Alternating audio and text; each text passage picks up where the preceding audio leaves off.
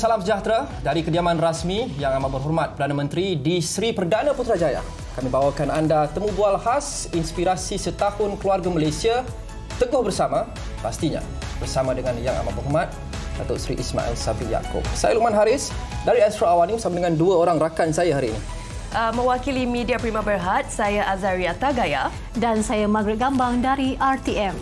Baik, pada 21 Ogos tahun lalu, Ahli Parlimen Bera Datuk Seri Ismail Sabri Yaakob mengangkat sumpah sebagai Perdana Menteri Malaysia yang ke-9. Dan sekarang setahun sudah berlalu, pastinya banyak yang boleh kita bincangkan mengenai kepimpinan beliau. Ya, jadi kita terus saja mulakan, Margaret dan juga Azaria, dengan ucapan ribuan terima kasih kepada Yang Amat Berhormat Perdana Menteri Datuk Seri Ismail Sabri Yaakob yang menyertai kita pada hari ini. Datuk Seri, Assalamualaikum, apa khabar? Waalaikumsalam, kabar baik. Setahun sudah Datuk Seri, Datuk Seri perkenalkan konsep keluarga Malaysia. Selepas setahun ini, bagaimana Datuk Seri melihat penerimaan dan juga penghayatan rakyat terhadap konsep keluarga Malaysia ini? Ya, secara keseluruhannya saya lihat penerimaannya semakin baik, semakin baik, dan semakin ramai yang memahami konsep tersebut. In fact, konsep tersebut bukan perkara baru daripada dalam masyarakat kita. Semangat kekeluargaan itu memang ada di kalangan semua rakyat kita tanpa mengira kaum sekalipun. Ya, semua elemen kekeluargaan tu yang saya percaya dihayati oleh setiap kaum di negara kita, setiap yang berbeza agama, mesti meletakkan keluarga sebagai prioriti ataupun keutamaan dalam kehidupan mereka. Sebab itu bila diperkenalkan, mudah untuk diterima. Ya. Dan kalau kita lihat dari segi sejarah diperkenalkan konsep keluarga Malaysia ini, saya ambil ketika saya lihat ketika kita mengalami pandemik COVID-19. Bagaimana rakyat kita tanpa mengira kaum melakukan secara bersama, mengatasi setiap perkara yang berlaku secara bersama. Kalau ada yang menghadapi kesusahan ketika itu, apabila memberi bantuan, saya lihat semua tanpa mengira kaum, tanpa mengira agama, tanpa mengira umur, daripada latar belakang dan sebagainya, semua akan memberikan bantuan dan sebagainya. Jadi saya lihat konsep ini sepatutnya kita laksanakan juga dan jadikan sebagai konsep kepada kerajaan. Ya, kerana kita bekerja. Kalau dulu kita panggil, kita boleh bekerja bersama-sama sebagai satu pasukan. Satu ketika dulu kita bercakap soal bekerja sebagai satu pasukan. Jadi bagi saya, semangat kekeluargaan ini lebih boleh merapatkan hubungan kita. Sebab itulah saya tukar kepada konsep bekerja sebagai satu keluarga setiap program. Jadi saya percaya kalau tanya soalan tadi tentang bagaimana pandangan saya tentang penerimaan, saya lihat penerimaan sangat baik oleh rakyat dan saya terima kasih di atas penerimaan oleh rakyat seperti ini. Menarik Datuk Seri menyebut berkenaan dengan kepayahan yang dihadapi oleh orang yang mungkin meniaga hari sewaktu kita terpaksa melaksanakan PKP. Datuk Seri adalah satu-satunya Perdana Menteri yang datang daripada keluarga petani, tak silap saya. Ya. Datuk Seri faham macam mana hidup dan membesar dalam keluarga yang sangat susah, rais pagi, makan pagi. Betul. Adakah Datuk Seri dapat melihat diri Datuk Seri dulu dalam peniaga-peniaga ini yang terpaksa tutup kedai, tak cukup pendapatan sewaktu PKP, dan sejauh manakah itu mungkin memberikan konflik atau dilema selaku Perdana Menteri yang perlu membuat keputusan untuk kesihatan dan juga untuk menjaga kebajikan mereka yang paling memerlukan ini? Ya.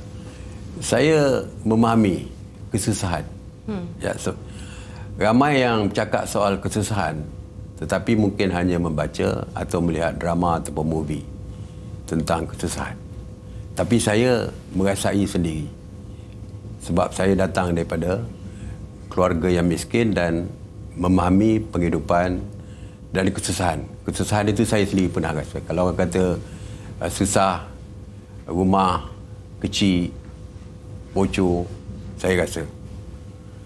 Jadi saya faham apabila saya terpaksa menutup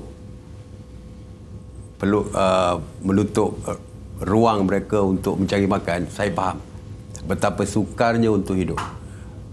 kerana untuk menjaga keluarga dan sebagainya. Sebab itulah akhirnya kita membuat keputusan kerajaan belanja begitu besar sekali untuk memastikan mereka masih boleh mampu meneruskan hidup dengan sumbangan dan tanggungan yang diberikan oleh kerajaan.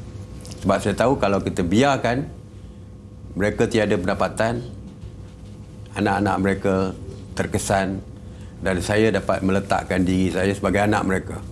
Yang kalau ibu bapa tiada pendapatan, bagaimana untuk menanggung kehidupan keluarga mereka. Jadi sebab itulah dalam kabinet ketika itu berbagai-bagai perkara yang kita bincangkan, mengelakkan daripada dibuang kerja, saya kata tadi, dan juga dari segi insentif lain yang kita berikan, bantuan keluarga, bantuan prihatin dulu yang kita panggil, kita berikan kepada rakyat supaya sekurang-kurangnya boleh survive. Itu tidak termasuk bakul makanan ataupun food basket yang sentiasa kita edarkan kepada rakyat. Jadi kerana saya boleh merasakan kesusahan tersebut, sebab itu setiap program, setiap perkara yang kita lakukan adalah untuk kepentingan rakyat, khususnya golongan miskin ini. Jadi kita nak tahu untuk bajet 2023 dinanti-nantikan kerana pada tahun hadapan mungkin ada banyak perubahan yang berlaku. Kita kini berada dalam fasa peralihan endemik. Kalau pada tahun hadapan kita berada ke fasa yang lain pula, pastinya bajet ini juga menjadi penentu kepada perjalanan kehidupan masyarakat di Malaysia khasnya. Jadi bagaimana Datuk Seri? Surprise. Apa yang boleh dikongsikan? Jawab soalan bocor, jawapan bocor. Yang pasti setiap kali bajet kita perkenalkan, ianya kita akan make sure ianya merangkumi semua pihak. Ya, semua pihak, semua segmen dalam masyarakat kita akan cover di dalam setiap bajet. Lebih-lebih lagi sekarang ni, dan kita juga ke arah persediaan untuk menghadapi keadaan ekonomi yang mungkin agak tidak menentu tahun depan. Semua orang bercakap yang selagi perang antara Rusia dengan Ukraine tidak selesai, kesan ekonomi akan mungkin lebih membimbangkan untuk tahun hadapan, sama ada di negara lain atau mungkin Malaysia tidak terkecuali. Jadi persediaan kita adalah untuk menghadapi ketidakketentuan ekonomi tersebut. Mungkin dalam bajet, mungkin kita ke arah persediaan ke arah tersebut. Dalam masa yang sama, seperti saya kata, yang perniagaan baru dibuka.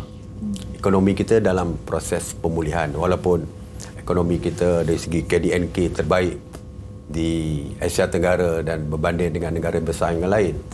Tetapi banyak lagi perkara yang perlu dilaksanakan dan dilakukan oleh kerajaan untuk menyediakan rakyat ini. Yang pertamanya dari segi pekerjaan. Yang kita akan fokus dari segi penyediaan pekerjaan. IKS, PMKS ataupun IKS terjejas begitu lama dengan pandemik COVID-19 ini. Jadi sokongan kepada peniaga-peniaga kecil dan juga sederhana ini juga akan diteruskan dan mungkin akan diumumkan beberapa insentif untuk di dalam bajet dan sebagainya. Begitu juga perkara lain yang saya lihat yang ada kaitan dengan kepentingan dan juga menjaga kebajikan rakyat. Yes. Jadi mana-mana saya tak boleh bercerita lebih lagi. Kerana sekarang ni konsultasi bajet masih dilaksanakan oleh pihak Kementerian Keuangan untuk mendapat feedback ataupun maklum balas daripada rakyat, daripada semua pihak. Dan hasil daripada maklum balas tersebutlah. Termasuk pembangkang, Datuk Seri? Semua. Dan saya telah pun mengarahkan Kementerian Keuangan supaya membuat bajet consultation bukan saja dengan pihak swasta, pihak kerajaan negeri, dari segi komuniti perniagaan, malah ahli parlimen yang terdiri daripada pelbagai pihak pembangkang dan juga kerajaan dan pembangkang negeri pun. Saya minta berjumpa dengan ADUN yang terdiri daripada pembangkang, kerajaan dan pembangkang. Jadi semua pihak, semua rakyat Malaysia ada ruang untuk memberikan pandangan. Dan saya dipahamkan oleh Kementerian Keuangan, mereka mewujudkan satu ruang untuk rakyat memberikan pandangan melalui secara online dan sebagainya. Jadi bajet kali ini adalah bajet rakyat yang feedbacknya, maklum balasnya diterima daripada semua pihak rakyat. Sama ada melalui libat urus ataupun melalui cadangan secara online dan sebagainya kepada MOF, Kementerian Kewangan. Baik, Datuk Seri, kami faham jika tidak boleh didedahkan terlalu banyak, namun saya pasti bajet ni semestinya sesuatu yang dinantikan oleh rakyat kerana pasca COVID-19 ini yang menjadi persoalan utama di minda semua orang adalah ekonomi, keterlangsungan hidup. Jadi bila kita bercakap tentang ekonomi, antara langkah yang telah diambil oleh Datuk Seri sendiri terbaru pada Jun lalu mewujudkan pasukan jihad khas tangani inflasi. Pertama sekali, bagaimana Datuk Seri boleh mencadangkan ini ditubuhkan, mengapa dan apa kesan yang Datuk Seri harapkan daripada pasukan khas jihad ini? Ya, sebelum itu isu kenaikan harga hanya yang kita fokus harga ayam. Ya, harga ayam dan telur. Jadi waktu itu kita telah pun menubuhkan jawatan kuasa khas, tetapi hanya memfokuskan kepada ayam dan telur. Yang terdiri daripada 2 kementerian saja, iaitu Kementerian Pertanian dan juga Kementerian KPDN, Kementerian Perdagangan Dalam Negeri yang fokus. Kementerian Pertanian hanya fokus dari segi pengeluaran ayam dan telur. Kementerian KPDN hanya fokus kepada kawalan harga untuk mengawal kenaikan harga. Tetapi isunya lebih besar daripada itu, kita lihat. Isu komunikasi. Bagaimana nak communicate dengan rakyat mengenai isu yang berkaitan ni. Apa yang dilaksanakan oleh kajian, rakyat perlu tahu. Jadi perlu dimasukkan Kementerian Kekom, Kementerian Komunikasi. Dan kita juga cakap soal pengeluaran. Pengeluaran daripada industri. Ianya terletak di bawah Kementerian MITI sebagai contoh. Dan koperasi-koperasi juga kita lihat boleh membantu dari segi untuk kawalan harga, keseimbangan dari segi jumlah, dari segi produk dan sebagainya supaya stabil dan sebagainya, perlu melibatkan banyak kementerian.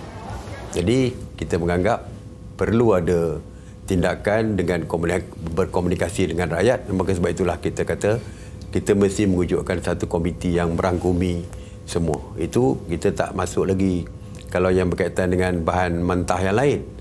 Untuk pembinaan bangunan, kita kena bahan di bawah MITI tetapi digunakan oleh Kementerian Kerja Raya sebagai contoh.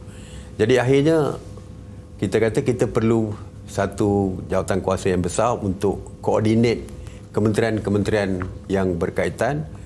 Bagi kita yang pertama mengawal dari segi supply, dari segi mengawal supply ni lah, dan juga mengawal dari segi harga.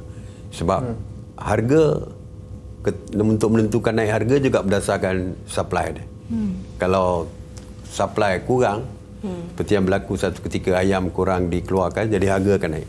Jadi sebab itulah kita wujudkan jawatan kuasa khas ataupun pasukan khas jihad menangani inflasi ni. Dan kita tidak lihat secara berfokus kepada 1-2 isu saja. Sebab itu kita tidak sebut kawalan harga ayam. Peringkat awalnya kita kata untuk ayam dan sebagainya. Tapi selepas ini kita lihat kepada inflasi secara keseluruhan. Kementerian Kewangan pun terlibat sama, EPU pun terlibat sama. Jadi ianya menyeluruh kepada kesemua sekali. Apa-apa intervensi kajian diputuskan di dalam jawatan kuasa menangani inflasi ini. Dan kesan boleh kita lihat. Selepas beberapa ketika kita lihat harga ayam yang dulunya terlalu tinggi sehingga RM12 kalau diapungkan. Kalau di-floatkan harga tersebut, dia akan naik sehingga sekitar RM12 atau RM13. Tetapi kajian perlu subsidize. Kajian subsidi sehingga 1.1 bilion, 1.2 bilion ayam dan juga telur. Tapi isu ketika itu adalah supply dan sebagainya. Jadi intervensi dibuat oleh kajian untuk memastikan supply mencukupi. Kita stop ekspor. 3.6 juta ekor diekspor keluar. Dan cakap dengan itu Datuk Seri, sekarang ni banyak seruan untuk kita memansuhkan larangan ekspor ayam. Katanya kita dah berjaya mencapai sasaran seperti yang Datuk Seri sebut tadi. Malah kita dah ada surplus bekalan ayam di pasaran. Ramai peniaga tertanya-tanya mengapa kerajaan masih lagi belum menghentikan larangan ekspor ayam. Alhamdulillah hari ini kita dah bincang dalam kabinet, tapi kita tak boleh membuat keputusan lagi sebab harga ayam sekarang ni masih lagi disubsidi. Cuma sebelum ini RM1.20, sekarang ni RM1.40 per ekor, per kg. Dan kita beri subsidi kepada penternak dan sebagainya, sekarang diturunkan RM1.20. Meaning harga ayam masih disubsidi sehingga 31 Ogos ini. Jadi bila kita stop ekspor, 3.6 juta tu dah digunakan di dalam negara kita. Dah gunakan dalam negara kita. Jadi sekarang ni kita kurangkan, tapi subsidi masih ada. Jadi tadi kita bincangkan, kita akan tunggu lagi mungkin selepas 1-2 bulan kita lihat apabila subsidi ini tamat pada 31 Ogos. Kalau supply masih banyak, harga sudah kurang, maka kita mungkin boleh lepaskan ekspor. Tapi kita tak mahu nanti kesannya tak cukup lagi supply dalam negara dan harga naik. Banyak perkara yang kita nak bincangkan, tapi saya rasa sukar untuk kita dapat masa Perdana Menteri dan kita perlu juga sentuh dengan isu-isu politik yang semakin hangat sejak belakangan ini, Datuk Seri. Tapi itu selepas ini, kita akan berhenti rehat seketika. Kita akan kembali bersama dengan Yang Amat Berhormat Perdana Menteri. Selepas ini, jangan kemana-mana.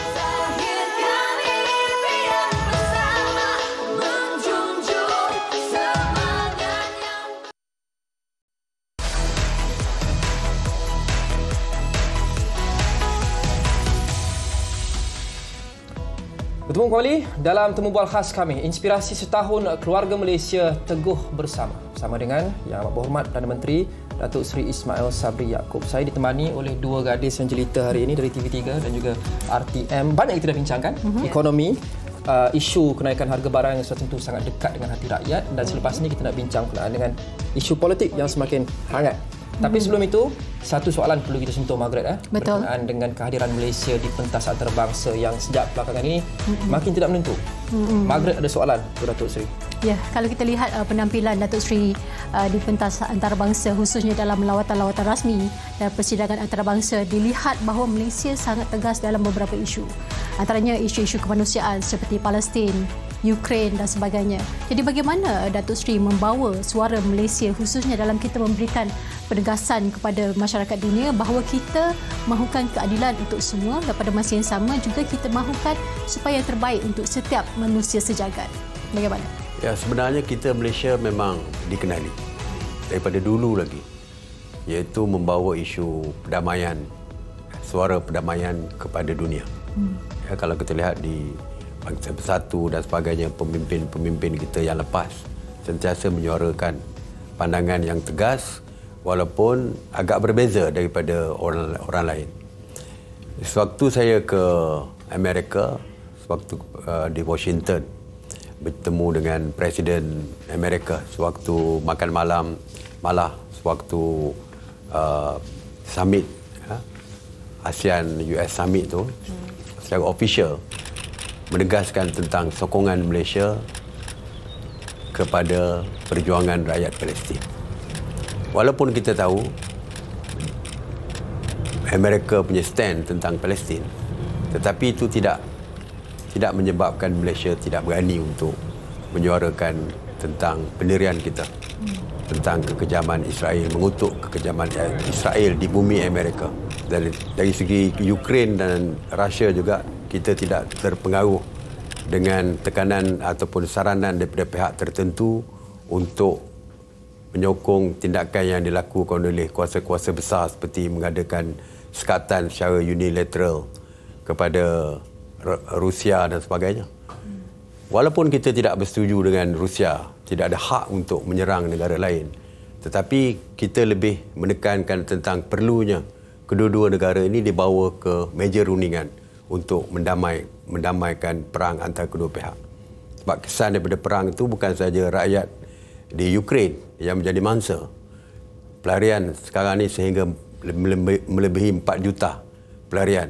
Tetapi juga negara yang tak terlibat dengan perang. Saya katakan Malaysia tidak ada kena-mengena dengan perang di Rusia. Tetapi kesan kepada perang di Rusia, supply barangan berkurangan, harga barang naik, inflasi meningkat dan sebagainya. Jadi Malaysia menyuarakan pandangan yang jelas bahawa kita mengutuk peperangan, tapi dalam masa yang sama kita nak kuasa-kuasa besar ini jujur di dalam menyelesaikan isu peperangan. Baik Datuk Seri, kita ingin beralih ke sembang-sembang politik dalam segmen terakhir ini. Kita sedia maklum persekitaran politik sejak beberapa tahun lepas ini tidak seperti berpuluh tahun sebelum ini yang kita pernah lihat. Kita lihat sekarang ni kerajaan boleh membuat memorandum bersama dengan pembangkang, boleh berbincang, boleh sependapat. Adakah rakyat boleh percaya bahawa ini memang atas semangat bipartisan yang akan berpanjangan selepas ini, atau adakah ia hanya kata orang marriage of convenience yang tidak akan bertahan? Apa pendapat Datuk Seri? Kesannya dapat dirasai. Dari segi kestabilan politik dapat kita rasai, dan hasil kesan kestabilan tersebut kita dapat memulihkan ekonomi kita dengan lebih cepat. Kalau kita lihat, sewaktu saya mengambil alih kepimpinan, kita sudah mempunyai 2 Perdana Menteri sebelum ini. Dalam satu term, dalam satu tempoh Parlimen 5 tahun, kita sudah ada 2 Perdana Menteri. Tak pernah berlaku sebelum ini. 2 Perdana Menteri. Dan saya Perdana Menteri ketiga.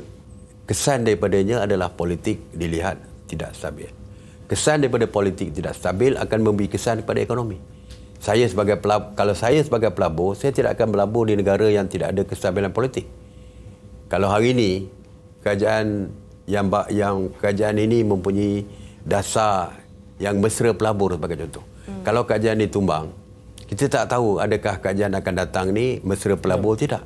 Jadi saya sebagai pelabur, saya akan pastikan kerajaan yang terus kekal tu lebih baik daripada kerajaan berubah-ubah, because polisi akan berubah-ubah. Jadi untuk memastikan dari segi kestabilan ekonomi, kita perlu ada kestabilan politik. Baik itulah maka kita membuat keputusan, terutamanya selepas mesyuarat Majlis Raja-Raja yang titah daripada Kebawah Duli Yang Maha Mulia Tuanku semua, supaya diwujudkan kestabilan politik. Jadi saya first time, pertama kali dalam sejarah Malaysia ini, pembangkang duduk bersama dengan kerajaan, bersetuju untuk membuat beberapa transformasi, terutamanya di Parlimen dan sebagainya. Kesannya kita tengok apabila MA63, pindahan perlembagaan tentang MA63 dibentang di Parlimen, kita mendapat sokongan daripada semua pembangkang sekali. 100% sokong kita, yang mana yang hadir semua sokong. Baru-baru ni pindahan perlembagaan mengenai anti lompat parti, daripada 209 yang hadir, 209 yang menyokong.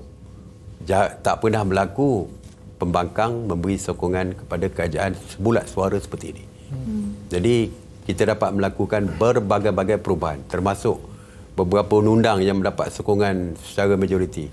Contoh undang-undang anti sexual harassment, anti gangguan seks, yang lama dah kita bercakap soal ini, tak pernah dibentangkan. Kali ini kita bentangkan dan diluluskan secara sebulat suara oleh semua pihak. Bukan saja di Dewan Rakyat, malah di Dewan Negara sekalipun mendapat kelulusan secara sebulat suara oleh semua pihak. Dan kerjasama ini dilakukan antara lain Datuk Seri, niat utamanya adalah untuk cuba mencapai kestabilan dan juga kesinambungan dalam politik yang sebelum ini tidak menentu. Ramai yang berpendapat untuk kita mencapai kestabilan yang betul-betul, pilihan raya umum perlu diadakan. Mandat diserahkan semula pada rakyat. Datuk Seri itu sudah mendekati dan memasuki penghujung tahun 2022, tahun depan adalah 2023. Adakah Datuk Seri lebih gemar atau prefer untuk PRU diadakan tahun ini juga, atau kita kena tunggu tahun depan? Saya dah kata apabila kita bersedia untuk pilihan raya, kita akan adakan pilihan raya. Cuma yang saya sebutkan bahawa pilihan raya semakin dekat. Kalau pilihan raya tempoh tamat penggal ini adalah bulan 7. Sekarang dah bulan 8, nak masuk bulan 9. Setiap hari ia akan mendekatkan diri kita dengan pilihan raya. Memang setiap hari semakin dekat. Setiap hari pilihan raya. Berubah hari ini sampai besok lebih dekat daripada hari ini pilihan raya. Jadi Cuma saya katakan bahawa apabila kita ready, kita akan mengadakan pilihan raya sebab saya bersetuju dengan pandangan bahawa mandat rakyat perlu diberikan ruang untuk memilih kerajaan mereka. Apa Datuk Seri maksudkan dengan ready? Well, macam-macam lah. Sekarang ni ada berbagai isu yang timbul. Kerajaan sedang memulihkan ekonomi. Kita nak meningkatkan kesejahteraan rakyat. Itu berbagai-bagai perkara lah yang kita akan lihat. Bukan setakat satu dua isu saja, beberapa isu yang perlu kita lihat. Dan satu lagi yang perlu kita lihat, adakah tahun depan tu tahun yang baik untuk pilihan raya? Kalau kita kata ada ketidaktentuan ekonomi sebagai contoh, kita tak tahu tahun depan mungkin better ataupun lagi teruk daripada sekarang. Jadi adakah kita perlu tunggu tahun depan? Jadi banyak pertimbangan. Tahun ini pun ada logiknya, tahun depan pun ada logiknya. Jadi kita akan tunggu. Yang pasti pilihan raya pasti akan diadakan sama ada tahun ini atau tahun depan. Jawapan selamat. Jawapan yang bagus. Ya, itu yang pastinya Datuk Seri. Dan apabila kita bercakap tentang kestabilan politik yang disebutkan itu tadi, seperti yang Datuk Seri kata, ada beberapa perkara yang perlu diselesaikan dahulu sebelum kita pergi menuju ke GE15, pilihan raya umum ke-15.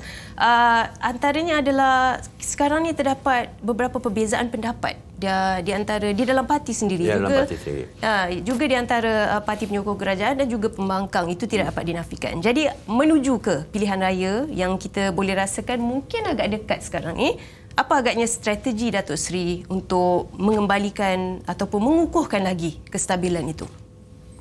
Well, kalau menghadapi pilihan raya, tentu saja tidak akan ada, dari segi kestabilan tu agak sukarlah sebab sekarang ni kita MOU, kita tidak ada pertentangan secara jelas antara kerajaan dengan pembangkang. Tapi bila pilihan raya tentu saja ada pertentangan yang clear lah, kita tak boleh bersama lagi untuk menghadapi pilihan raya. Saya lebih lihat daripada selepas pilihan raya, itu yang lebih membimbangkan. Lebih membimbangkan. Ramai yang penganalisa politik yang membuat analisa bahawa tidak ada parti yang akan menguasai sepenuhnya, yang boleh melubuhkan kerajaan secara bersendiri. Itu yang membimbangkan. Bermakna kalau tak boleh melubuhkan kerajaan secara bersendiri, iaitu satu kumpulan mempunyai lebih daripada 112. Kalau tidak ada, maka tentu sajalah akan wujud ketidakstabilan. Kerana ianya kita akan mempunyai hang parlimen. Parlimen tergantung kerana tidak ada siapa yang mempunyai majoriti untuk menubuhkan kerajaan. Dan sebab itulah waktu itu perlu ada coalition baru di antara parti-parti. Jadi ini yang kita yang membimbangkan. Kalau tidak ada coalition terbentuk, maka parlimen akan tergantung.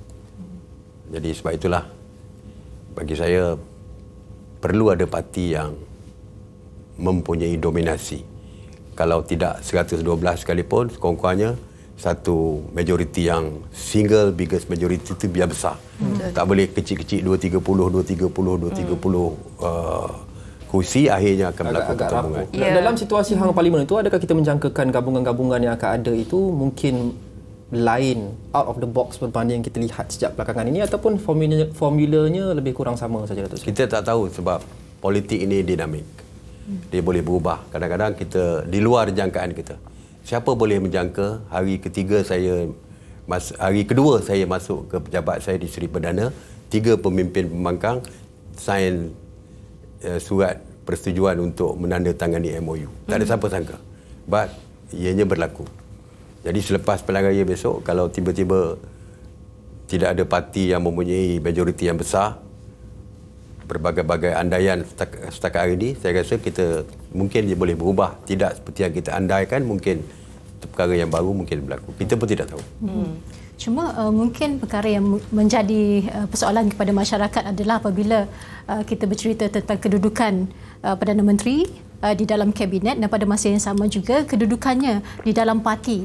Kerana kita lihat kini kerajaan khususnya Jemaah Menteri dianggotai oleh pelbagai parti. Jadi bagaimana mencari keseimbangan supaya dalam apa keadaan sekalipun kehendak parti tidak diketepikan, tapi pada masa yang sama juga keputusan-keputusan dalam kabinet yang berbilang parti ini juga dapat diselarikan dengan sebaik mungkin. Setakat ini saya tidak ada masalah sangat dari segi dalam kabinet. Walaupun kita berbeza parti, tetapi kita adalah profesional di dalam menjalankan tanggungjawab kita. Isu rakyat semua akan memberikan sokongan secara bersama. Lagipun di dalam kabinet tersebut, kalau kita lihat, ini orang yang hampir sama dulu dengan sekarang. Cuma bezanya parti saja yang berbeza. Yang berbezanya parti, tapi mereka tu pernah bersama dengan kita. Katakan GPS. GPS adalah Barisan Nasional dulu. Waktu saya menjadi menteri, waktu Barisan Nasional, anggota GPS ada bersama saya. Waktu saya jadi menteri BN dulu, orang Bersatu pun pernah jadi menteri bersama saya satu ketika dulu. Jadi bukan satu perkara yang sukar kerana chemistry itu ada. Cuma berbeza parti. Di luar daripada kabinet, kita parti yang berbeza. Tetapi dalam kabinet, walaupun parti yang berbeza, tetapi dari segi saya kata tadi, isu-isu yang melibatkan kepentingan rakyat, kita selesaikan secara bersama. Lagipun apa yang dicadangkan oleh UMNO setakat ini, parti saya, semua perkara yang dibangkit adalah perkara yang memberikan sesuatu yang untuk menjaga kepentingan dan kebajikan rakyat, yang diputuskan oleh Majlis Tertinggi UMNO sebagai contoh, dan minta saya bawa dalam kabinet. Saya akan bawa. Seperti saya kata tadi, apabila melibatkan kepentingan rakyat, tentu saja apabila saya bawa, walaupun itu daripada MT UMNO, tapi untuk kepentingan rakyat, maka kabinet boleh bersetuju dengan apa yang saya bawa. Jadi tak timbul isu walaupun saya di parti saya sebagai naib presiden saja, bukan presiden atau timbalan presiden, tetapi keputusan yang penting bukan adalah keputusan parti yang saya bawa, itu adalah untuk rakyat. Jadi walaupun saya di dalam kabinet parti yang berbeza, tetapi itu tidak menyekat dari segi kita membawa isu rakyat dan juga diterima oleh kabinet apabila saya bawa. Penglibatan anak muda dalam politik bagaimana bagi Datuk Seri? Sebab sekarang kita lihat anak muda sudah semakin berminat untuk menyertai politik, dan pada masa yang sama ada pendapat yang mungkin berbeza daripada orang yang sudah lama di dalam politik. Jadi mencari keseimbangan antara dua perbezaan ini bagaimana? Orang muda amat penting sekarang ni. Sebab pengundi muda adalah automatik. Umur hari ini menyambut ulang tahun ke-18, dia adalah automatik sebagai pengundi. Cuma perlu melakukan engagement ataupun libat urus dengan orang muda. Dan kita perlu memahami pemikiran mereka. Dan kita yang pentingnya orang muda. Saya pernah orang muda. Walaupun sekarang pun saya taklah tua sangat. Muda di hati. Masih muda. Jadi orang muda ni, pemikiran mereka tidak boleh dikontrol, tidak boleh dikawal, dan kita tidak boleh memaksakan apa yang kita nak kepada orang muda. Dan kita mesti beri ruang kebebasan untuk mereka berfikir dan memberikan pandangan. Orang muda ni boleh dianggap kadang-kadang rebellious. Dan kita mesti melayan kehendak mereka dan memahami apa yang mereka katakan. Sebab mereka adalah kumpulan yang begitu ideal dalam pemikiran. Saya pernah menjadi orang muda, pernah menjadi pemimpin pelajar yang dari segi perjuangan kita sangat ideal. Dan kita tak boleh sekat idealisme mereka, dan kita mesti bersama mereka untuk sama-sama kita menghargai dan mungkin menerima idealisme ataupun pemikiran mereka tentang satu-satu kehendak atau perjuangan mereka. Ya. Baik, Datuk Seri, daripada Ogos tahun lalu hingga kini Ogos 2022, sudah setahun Datuk Seri menjadi Perdana Menteri Malaysia yang ke-9, dan pastinya dalam setahun ini sudah pelbagai isu-isu yang kita lalui bersama, antaranya COVID-19 pastinya. Kita juga ada insiden-insiden seperti banjir, inflasi, semuanya berada ketika di bawah pemerintahan Datuk Seri Ismail Sabri Yaakob. Jadi sekarang ni yang kita ingin tumpukan adalah kepada masa hadapan. Apa agaknya harapan Datuk Seri untuk tahun yang akan datang ini? Harapan secara menyeluruh dari segi kebajikan rakyat, politik dan sebagainya. sebagai Perdana Menteri, of course saya nak yang terbaik untuk rakyat. Yang terbaik untuk rakyat. Dari segi ekonomi, dapat kita pulihkan, walaupun sekarang ekonomi semakin pulih dan kita dari segi KDNK kita terbaik, dari segi pengangguran dapat kita kurangkan, dari segi dagangan kita mencecah 2 trilion dan sebagainya. Tapi banyak lagi ruang yang perlu kita buat. Banyak lagi perkara yang kebajikan untuk kepentingan rakyat boleh kita lakukan. Banyak dasar-dasar baru yang perlu kita buat, sama ada dari segi pendidikan yang lebih penting, ya. Jadi harapan saya kita akan mengorak ke depan dengan yang lebih baik untuk memberikan kebajikan yang lebih baik kepada rakyat kita. Dan yang pentingnya ekonomi kita lebih baik daripada apa yang kita ada pada. Ya, itu yang kita harapkan. Baiklah Datuk Seri, nampaknya sampai di sini saja perbualan kita bersama dengan Yang Amat Berhormat Datuk Seri. Terima kasih banyak-banyak kami ucapkan kepada Yang Amat Berhormat Datuk Seri kerana bersama dengan kami hari ini, dan pastinya kami mendoakan agar Datuk Seri terus berada dalam keadaan yang sihat dan tenang agar dapat terus memimpin Malaysia dan memastikan keharmonian negara pastinya. Pastinya. Untuk makluman penonton, temu bual khas ini diterbitkan secara bersama oleh RTM, Media Prima Berhad, Astro Awani dan juga Bernama TV dengan kerjasama dan juga sokongan daripada pejabat Perdana Menteri. Saya Margaret Gambang. Saya Azaria Tagaya. Dan saya Luqman Haris mengucapkan terima kasih kepada penonton sekalian, dan sekali lagi terima kasih kepada Datuk Seri Ismail Sabri Yaakob. Sehingga kita berjumpa lagi. Assalamualaikum dan salam hormat.